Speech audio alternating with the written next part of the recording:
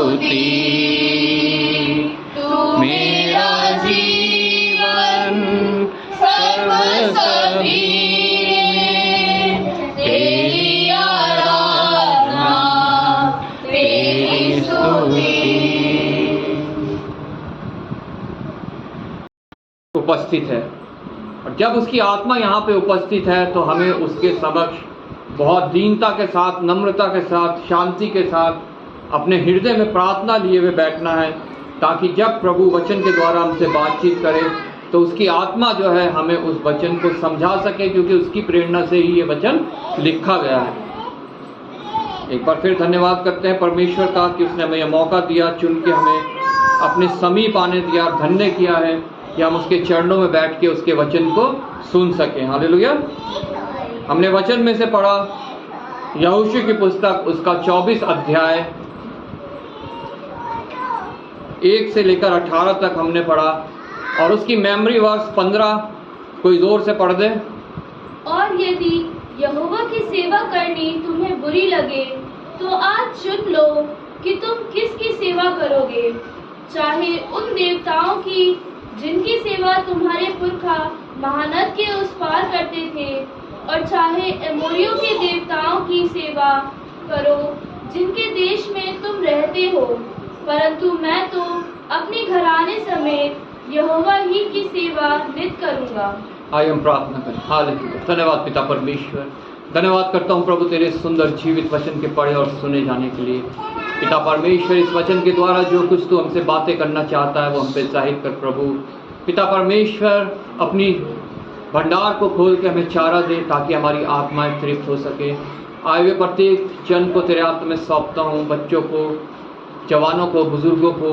पिता परमेश्वर, प्रत्येक के हृदय की भूमि तैयार कर, ताकि जब वचन का बीज पड़े तो पिता परमेश्वर गहराई तक उतर के प्रभु एक बड़ा वृक्ष बन सके और बहुत सा फल लाए प्रभु, और तेरे राज्य के योग्य ठहरे। पिता परमेश्वर, धन्यवाद करता हूँ एक बार फिर अपने लिए कि तूने मुझे एक बार फिर विश्वास योग्य जाना है और सामर्थ्य दे के प्रभु यहाँ भेजा है, ताकि पिता परमेश्वर मैं तेरे वचन में से पिता लोगों को बता सकूं प्रभु। पिता परमेश्वर, मेरे पास कुछ नहीं है प्रभु, मैं तुझसे विनती करता हूँ प्रभु, तू अपना हाथ बढ़ा और मेरे मुंह में अपने वचनों को डाल, ताकि पिता परमेश्वर जो कुछ मैं बोलूँ प्रभु तेरा शुद्ध वचन हो प्रभु, लोग मेरी वाणी नहीं तेरी वाणी सुनने पाए प्रभु। इसके द्वारा पिता परमेश्वर तू मुझे और यहाँ बैठे प्रत्येक जन को आशीषित करना पिता।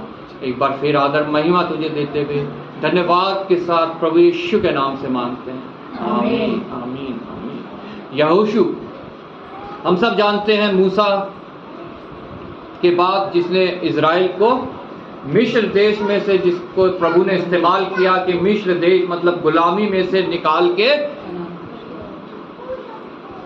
उस देश को ले जाए जो उनका निज भाग हो, जहाँ पे वो गुलाम ना हो, जहाँ पे वो आज़ादी के साथ रह सके। गुलामी से आज़ादी की ओर ले जाने के लिए मूसा का इस्तेमाल किया। और जब वो निकले तो यहाँ पे हमने पढ़ा अभी जो पूरा 24 अध्याय जो हमने पढ़ा 1 से 18 तक, प्रभु ने कैसे उनकी सहायता की। मूसा वहाँ पे गया, मूसा जो है वो अपने आप को ऐसा लायक नहीं समझता था कि वो इजराइलियों को मिस्र में से मतलब गुलामी में से निकाल के ला सके। उसने परमेश्वर को भी कहा, प्रभु मेरे से ये कैसे हो पाएगा, लेकिन प्रभु ने कहा कि तू जा, मैं तेरे साथ हूं, और तू जाकर वहां के राजा से बात कर और उससे कह कि तू मेरी प्रजा को भेज दे, हमने जाके अपने यहोवा की आराधना करनी है, उसकी उपासना करनी है, उसके लिए बलि चढ़ाने हैं, तू हमें वहां भेज दे। मूसा गया वहां के राजा के पास और उसको बोला, लेकिन वो तैयार नहीं हुआ, वो अपने हृदय को हमेशा कठोर करता रहा। और इस प्रकार जब हम वचन में पढ़ते हैं उस वहां पे बहुत सी विपत्तियां आई और वो सब इजराइलियों ने देखी, लेकिन अंत में वो राजा तैयार हो गया और उन्होंने इजाजत दे दी कि वो इजराइलियों को निकलने दे। और वो जब वहां से निकले उसके बाद परमेश्वर उन्हें जंगल के रास्ते से ले गया, और जब वो उन्हें ले जा रहा था, जबकि उन्होंने सारे आश्चर्य कर्म देखे थे। हमारे जीवन में भी ऐसे ही होता है, हम परमेश्वर के अपने जीवन में आश्चर्य कर्म देखते हैं, हमारे जीवन किस रीति से बदलता जा रहा है, किस रीति से हम आगे बढ़ते जा रहे हैं, किस रीति से हम, जब हम धर्म और धार्मिकता की खोज में लगे रहते हैं, तो किस रीति से हम बाकी सब बातों में भी बढ़ते जा रहे हैं। जैसे जैसे हम अपनी आत्मा में तरक्की होती है हमारी, हम बाकी रीतियों में भी किस रीति से बढ़ते जा रहे हैं, ये सब हमने देखा है, ये सब हम जानते हैं। जैसे यहाँ इजराइलियों ने सारे आश्चर्य कर्मों को देखा था, हर एक विपत्ति से उस इजराइलियों को बचाया गया। फिरौन की सेना जब पीछे आ रही थी तो लिखा है यहाँ, वहां यहोवा ने अंधेरा कर दिया ताकि वो सेना, वो इजराइलियों को ना देख सके, और लाल समुद्र को दो भाग करके उसके बीच में से इजराइलियों को निकाल दिया और मिस्रियों को उसमें डुबा दिया। सब आश्चर्य कर्म उनकी आंखों के सामने हुए, जैसे हमारी आंखों के सामने हमारे जीवन में होते हैं। लेकिन फिर भी इजरायली लोग जैसे जैसे आगे बढ़ते गए, वो और बागी होते गए, कुड़कुड़ाते गए, बुड़बुड़ाते गए, और अपने पिछले गुलामी के दिनों में जब वो थे, उन दिनों को वो याद करने लगे कि वहीं हम अच्छे थे, वहां हमें खाने को मिलता था, वहां हमें पीने को मिलता था। वो ये भूल गए कि हम वहां गुलाम थे, यहां तो जंगल में हमें कुछ मिल ही नहीं रहा है। लेकिन तब भी यहोवा ने उनकी सुधि ली और आकाश से उनके लिए मन्ना बरसाया, जिसको वो खाते थे और तृप्त होते थे। लेकिन तब भी उनके बीच में संतोष नहीं था, तब भी वो कुड़कुड़ाए, बुड़बुड़ाए, मांस की इच्छा करी। यहोवा ने उनके लिए मांस का इंतजाम किया, वो खा के उलटने लगे उसको, लेकिन तब भी उनको चैन नहीं आया, उनके अंदर तृप्त नहीं हुए, वो संतोष नहीं आया। और तब वो आगे जैसे जैसे बढ़ते गए और कुड़कुड़ाते गए और बुड़बुड़ाते गए, जैसे हम अपनी जिंदगियों में करते हैं। ये सब जो यहाँ वचन में लिखा है, ये मेरी जिंदगी की, आपकी जिंदगी की, हम सब की जिंदगी की यही व्याख्या है कि हम सारे आश्चर्य कर्म तो देखते रहते हैं, हम प्रार्थना करते हैं, उसका उत्तर हम पाते रहते हैं, लेकिन फिर भी हम कुड़कुड़ाते रहते हैं, हम बुड़बुड़ाते रहते हैं। हम जो है प्रभु को जो है तुच्छ जानते हैं, अपने जीवनों से हम जो है उसकी निंदा करते हैं दूसरों के सामने। हालेलुया। जैसा इन इजराइलियों ने कहा, उसने कितने ही राजाओं के साथ उन इजराइलियों का युद्ध हुआ, लेकिन सब में उन्हें विजय दिलाई किसने? यहोवा ने। लेकिन फिर भी हम भूल जाते हैं कि हमें विजय दिलाने वाला कौन है। यहाँ पे लिखा है, बालाक बिलाम को लेके आया कि वो उसको श्राप दे इजराइलियों को, क्योंकि परमेश्वर उसकी सुनता था, क्योंकि वो नबी था, परमेश्वर से वो बातचीत करता था। लेकिन बिलाम उनको श्राप नहीं दे पाया, बल्कि आशीषे ही आशीष देता रहा। हालेलुया। प्रभु हमें दर्शाता है कि हमारे को श्राप देने वाला कोई भी नहीं है, हमारे सिर्फ आशीषें ही आशीषें मिलती हैं, और परमेश्वर जो है हमारा हमें आशीषों से मामूर करता रहता है। लेकिन फिर भी हम कुड़कुड़ाते हैं, हम बुड़बुड़ाते हैं। यहाँ पे ये भी लिखा है, उन्होंने युद्ध किया एमोरियों से, हित्तियों से, यबूसियों से, हर एक युद्ध जो है वो जीतते रहे। ऐसे ही हमारे जीवन में भी बहुत युद्ध चलते रहते हैं, बीमारी से, घटी से, कमी से, घरेलू कलह से। जितने हमारे जीवन में युद्ध है, प्रभु का वचन हमें ये आश्वासन देता है, अगर हम निश्चय जाने कि यहोवा ही परमेश्वर है, तो वो युद्ध हमारा प्रभु लड़ेगा, वो हमें लड़ने की कोई आवश्यकता नहीं है। और जो युद्ध परमेश्वर लड़ता है वो युद्ध कभी हारा नहीं जाता। हालेलुया। लेकिन जो हम अपनी सामर्थ्य से लड़ने की कोशिश करते हैं, अपनी तरफ से लड़ने की कोशिश करते हैं, उसमें हम सदैव हार ही को प्राप्त करते हैं। इसलिए हमेशा हमें ये निश्चय जानना है कि यहोवा ही परमेश्वर है और वो हमारा युद्ध लड़ता है। हालेलुया। जैसा अभी हमने भजन संहिता 100 में पढ़ा, हम उसकी चराई की भेड़ें हैं। और जब हम उसकी चराई की भेड़ें हैं तो हमारी रक्षा किसकी ओर से है? परमेश्वर की ओर से है। हमें कोई चिंता करने की ज़रूरत नहीं है, कोई डरने की ज़रूरत नहीं है, कुड़कुड़ाने की ज़रूरत नहीं है, बुड़बुड़ाने की ज़रूरत नहीं है। लेकिन ये सब लोग ये करते थे। और मूसा के मरने के बाद जब वो परमेश्वर ने वो अधिकार यहोशू को दिया कि ये आगे इजराइलियों को लेके जाएगा, तब भी वो कुड़कुड़ाते रहे, बुड़बुड़ाते रहे। और तब के बारे में यहाँ लिखा है, फिर यहोशू ने इजराइल के सब गोत्रों को शेकेम में इकट्ठा किया। इजराइल के कितने गोत्र थे हम सब जानते हैं, 12। उन सभी गोत्रों के लोगों को उसने कहा शेकेम में इकट्ठा किया और इजराइल के विरुद्ध लोगों और मुख्य पुरुषों और न्यायियों और सरदारों को बुलवाया और वह परमेश्वर के सामने उपस्थित हुए। हालेलुया। यहोशू ने सबको परमेश्वर के सामने उपस्थित किया, जैसे आज यहाँ पे हम सब परमेश्वर के सामने उपस्थित हैं। आज के पवित्र दिन, इस पवित्र इतवार को प्रत्येक कलीसिया में लोग परमेश्वर के सामने उपस्थित हैं। और जब वो परमेश्वर के सामने उपस्थित है, आज ये सब बातें जो हैं परमेश्वर हमसे भी बोल रहा है कि तुम्हारे जीवन में ये बातें क्यों आ रही हैं? क्यों नहीं तुम ये विश्वास कर लेते कि मेरे से अलग होके तुम कुछ भी नहीं हो और ना ही तुम कुछ कर सकते हो? क्यों नहीं तुम मान लेते? तब यहोशू ने उन सब लोगों से कहा, इजराइल का परमेश्वर यहोवा इस प्रकार कहता है। वो पुरानी जैसी बातें अभी मैंने आपको बताई, वो सब बातें उनसे कहने लगा। और अंत की बात जो हम 14 आयत से पढ़ते हैं, 24 की 14 आयत से, जब वो सब ये बातें बोल चुका, तब उसने कहा, इजराइल इसलिए अब यहोवा का भय मानकर उसकी सेवा खराई और सच्चाई से करो। हालेलुया। इजराइलियों, आज के इजराइली कौन है?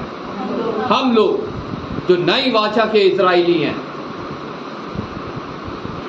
हम में से कोई भी जन वहां वाला इजराइली नहीं है जो मिस्र देश से निकले थे।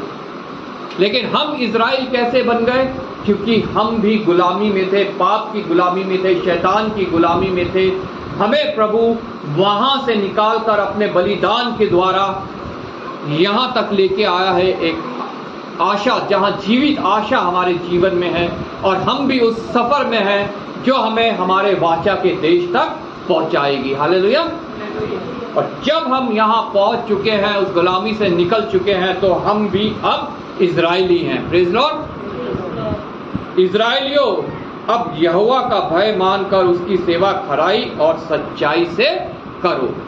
यहोशू ने इजराइलियों से कहा, लेकिन आज हमारा परमेश्वर हम सब से बोल रहा है, हमारे नाम ले लेकर कि यहोवा का भय मानकर, यहोवा का भय मानकर। अगर हम यहोवा का भय नहीं मानते हैं तो हमारे जीवन में कुछ भी सामर्थ नहीं है, कुछ भी शक्ति नहीं है, कुछ भी भलाई नहीं है, कुछ भी तरक्की नहीं है। और यहोवा का भय हम कब मान सकते हैं? जब हम उससे प्रेम करेंगे। हालेलुया। जिस प्रकार पिता ने हमसे प्रेम किया, उसी प्रकार हमें भी उससे प्रेम करना है। वचन क्या सिखाता है? किस रीति से हमें उससे प्रेम करना है? अपने पूरे दिल, अपने पूरे जान, अपनी पूरी बुद्धि और अपनी पूरी सामर्थ्य के साथ हमें उससे प्रेम करना है, क्योंकि उसने भी हमें ऐसा ही प्रेम किया है। उसने अपने पूरे दिल से हमें प्रेम किया ताकि हम उसको अपने दिल में जगह दे सके। जब वो खड़ा खटखटाता है तो हम दिल खोल सके और वो अंदर आए और हमारे साथ जो है वो भोजन कर सके। हालेलुया। हमारे साथ संगति कर सके, हमारे साथ रह सके, हमारे लिए कार्य कर सके। पूरे हृदय के साथ उसने प्रेम किया, हमें भी पूरे हृदय के साथ उससे प्रेम करना है।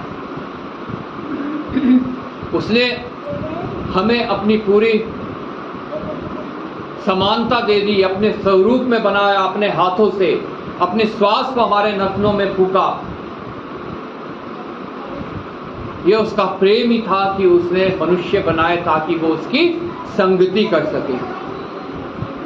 लेकिन हमारी आदि माता पिता ने जो है उसके संगति से अच्छा शैतान की संगति को जाना और उसकी संगति करके उस कार्य को किया जो करने के लिए प्रभु ने मना किया था, जो करने के लिए हमारे पिता ने मना किया था। और उसका क्या नतीजा निकला? उन्हें उस स्थान में से निकाल दिया गया। आज इस वचन में वो सब बातें लिखी हैं जो हमें बताती हैं हमें क्या करना है और क्या नहीं करना है। और उसकी आज्ञाएं कुछ कठिन नहीं है, बहुत आसान सी उसकी आज्ञाएं हैं।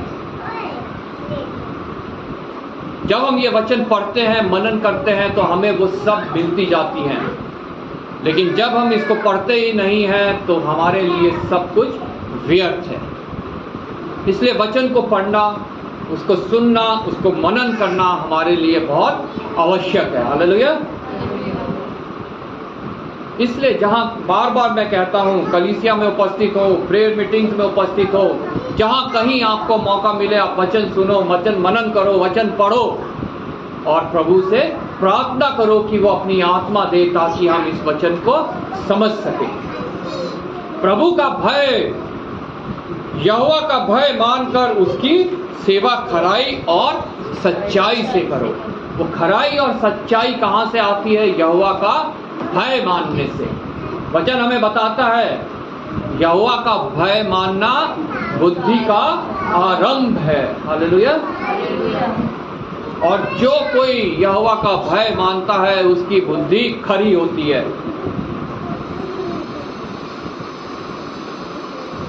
और जिन देवताओं की सेवा तुम्हारे पुरखा महानद के उस पार और मिस्र में करते थे, उन्हें दूर करके यहोवा की सेवा करो।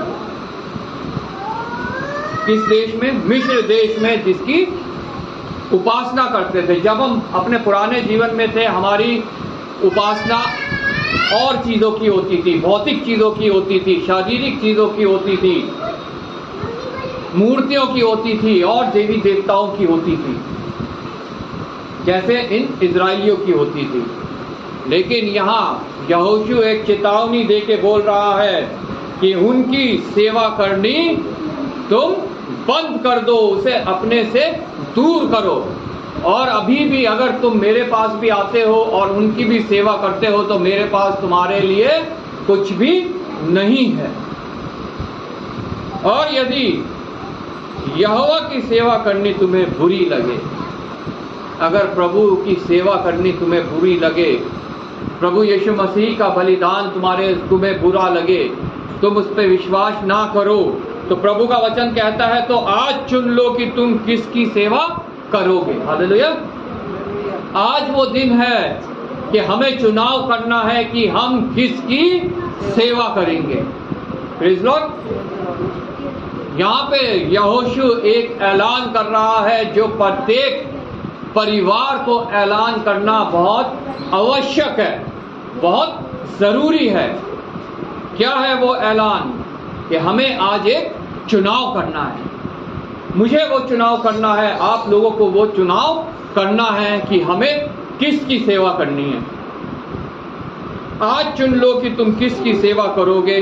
चाहे उन देवताओं की जिनकी सेवा तुम्हारे पुरखा महानद के उस पार करते थे, और चाहे अमोरियों के देवताओं की सेवा करो जिनके देश में तुम रहते हो। लेकिन यहाँ पे यहोशू कह रहा है, परंतु मैं तो अपने घराने समेत यहोवा ही की सेवा नित्य करूंगा। हालेलुया। हम में से प्रत्येक को ये परमेश्वर के सामने और लोगों के सामने इस बात को प्रोक्लेम करना, इस बात का मुनादी करना बहुत आवश्यक है कि परंतु मैं तो अपने घराने समेत यहोवा ही की सेवा नित्य करूंगा। तो लोगों ने उस समय उत्तर दिया, 16वीं आयत में हम पढ़ते हैं, तब लोगों ने उत्तर दिया, यहोवा को त्याग कर दूसरे देवताओं की सेवा करनी हमसे दूर रहे। क्या हम ये उत्तर दे सकते हैं कि यहोवा की सेवा छोड़कर दूसरे देवताओं की सेवा करना हमारे से दूर रहे? क्योंकि हमारा परमेश्वर यहोवा वही है जो हमको और हमारे पुरखाओं को दास्तव के घर अर्थात मिस्र देश से निकाल ले आया, और हमारे देखते देखते बड़े बड़े आश्चर्य कर्म किए, और जिस मार्ग पर और जितनी जातियों के मध्य में से हम चले आते थे उनसे हमारी रक्षा की, और हमारे सामने से इस देश में रहने वाली अमोरी आदि सब जातियों को निकाल दिया है। इसलिए हम भी यहोवा की सेवा करेंगे, क्योंकि हमारा परमेश्वर वही है। हालेलुया। निश्चय जानिए कि हमारा परमेश्वर यहोवा ही है। हालेलुया। जैसा भजन संहिता 100 में हमने पढ़ा अभी, निश्चय जानिए हमारा परमेश्वर यहोवा ही है, उसी ने हमको बनाया है और हम उसकी चराई की भेड़े हैं। हालेलुया। जैसे यहोशू ने यहाँ पे फैसला किया, हमें भी वो फैसला करना बहुत आवश्यक है। हम उसकी प्रजा और उसकी चराई की भेड़े हैं, और हम नित्य यहोवा ही की सेवा करेंगे। नए नियम में जब हम पढ़ते हैं तो प्रभु यीशु, जैसा लूका रचित सुसमाचार उसके 2 अध्याय 41 से 52 तक हमने पढ़ा, प्रभु यीशु मसीह जब 12 साल का बालक था तब उसके माता पिता उसको मंदिर में लेके गए। ये सब माता पिताओं के लिए एक आदेश है कि वो अपने बालकों को कलीसिया में लेके आए। हालेलुया। ये एक ऐसे परिवार का चित्रण करता है जो माता पिता भी जो है वो परमेश्वर का भय मानते हैं, जो अपने बालकों को कलीसिया में लेके आते हैं और वो परमेश्वर में आगे बढ़ते जाते हैं। जैसे वचन में लिखा है, प्रभु यीशु मसीह जिस प्रकार डील डॉल में बढ़ता गया, वैसे ही मनुष्य और परमेश्वर के अनुग्रह में भी बढ़ता गया। ऐसे ही हमारे बालक भी हैं। जब हम उन्हें परमेश्वर के समीप लाते हैं, उनके समक्ष लाते हैं, तो जिस प्रकार वो डील डॉल में बढ़ते जाते हैं, वैसे ही मनुष्य और परमेश्वर दोनों के अनुग्रह में भी बढ़ते जाते हैं। यहाँ पे लिखा है, उसके माता पिता प्रतिवर्ष फसह के पर्व में यरूशलेम जाया करते थे। जब यीशु 12 वर्ष का हुआ तो वे पर्व की रीति अनुसार यरूशलेम में आए, और प्रभु यीशु मसीह वहाँ पे जब आया तो उसने वहाँ के गुरुओं से बातें करी, और वो सब भी वहाँ उसकी बातें सुन के आश्चर्य करने लगे कि ये ज्ञान इसे कहाँ से प्राप्त हुआ, क्योंकि वो कलीसिया में जाया करता था और प्रभु के समक्ष हमेशा उपस्थित रहा करता था। और उसके माता पिता ने भी ये परमेश्वर के आगे और मनुष्यों के सामने एक वाचा बांधी थी कि मैं और मेरा घराना तो परमेश्वर की सेवा नित्य करता रहेगा, यहोशू के समान। हालेलुया। इसलिए आज हमें अपने आप को जांचना है, अपने आप को जानना है कि उन सभी आश्चर्य कर्म को देखते हुए जो हमारे जीवन में हुए हैं, क्या अभी भी हम कुड़कुड़ाते या बुड़बुड़ाते हुए अपने सफर को पूरा कर रहे हैं, कि हम लोग जो है परमेश्वर के भय में चलते हुए पूर्ण समर्पण उसको करते हुए अपना ये सफर पूरा कर रहे हैं। हम कई इजरायलियों की तरह बुड़बुड़ाते कुड़कुड़ाते हुए तो नहीं जा रहे हैं और दूसरे ही तरह से हम दूसरे ही चीज़ों की और दूसरे ही देवी देवताओं की और दूसरे ही अपनी लालसाओं की अभिलाषाओं की हम सेवा करने में व्यस्त हैं और हमारा जीवन जो है वो इसी सफर में नष्ट हो जाए, जैसे इजरायलियों का जीवन उस सफर में ही नष्ट हो गया। और सिर्फ 2 जन जो है 20 लाख निकले और पहुंचे कितने? 2 जन सिर्फ। क्या हमारा भी वो ही हाल तो नहीं होगा कि बुलाए हुए तो बहुत है, आजादी की ओर बुलाए हुए तो 20 लाख थे लेकिन चुने हुए कितने निकले? सिर्फ 2। इसलिए वचन कहता है बुलाए हुए तो बहुत है लेकिन चुने हुए बहुत थोड़े हैं। तो हमें उन बहुत में नहीं, हमें उन थोड़ों में बनना है। हमें ये वादा करना है परमेश्वर से और मनुष्यों के आगे हमें ये ऐलान करना है कि मैं और मेरा घराना यहोवा की सेवा नित्य करता रहेगा। हालेलुया। तभी हमारा ये सफर जो है उस मुकाम तक पहुंचने पाएगा जो परमेश्वर ने हमारे लिए ठहराया है, जो जगह वो हमारे लिए तैयार करने गया है। आज अपने आप को जांचिए, अपने आप को पहचानिए कि हम कौन हैं, हम इस पृथ्वी पे क्यों हैं और हमारा अनंत हमारे लिए परमेश्वर ने जो ठहराया है वो क्या है। हालेलुया। हमें उस स्थान के लिए परिश्रम नहीं करना है जो शैतान और उसकी सेना के लिए, उसके दूतों के लिए तैयार किया गया, क्योंकि उसके लिए परिश्रम करने की कोई जरूरत नहीं है। प्रत्येक मनुष्य जन्म से ही पापी है और पाप का दंड जो है वो मृत्यु है, वो अनंत मृत्यु है, वो स्थान है जो शैतान और उसकी सेना के लिए तैयार किया गया है। परिश्रम करने की जरूरत है हमें उस जगह पहुंचने के लिए जो प्रभु यीशु हमारे लिए तैयार करने गया है। हालेलुया। इसलिए आज ही निश्चय जाने की यहोवा ही परमेश्वर है और हम उसकी प्रजा और उसकी चराई की भेड़ें हैं। इसलिए मैं और मेरा घराना यहोवा ही की सेवा नित्य करता रहेगा। हालेलुया। प्रभु आपको इस वचन के द्वारा आशीष दे। हम सब खड़े हो जाएंगे।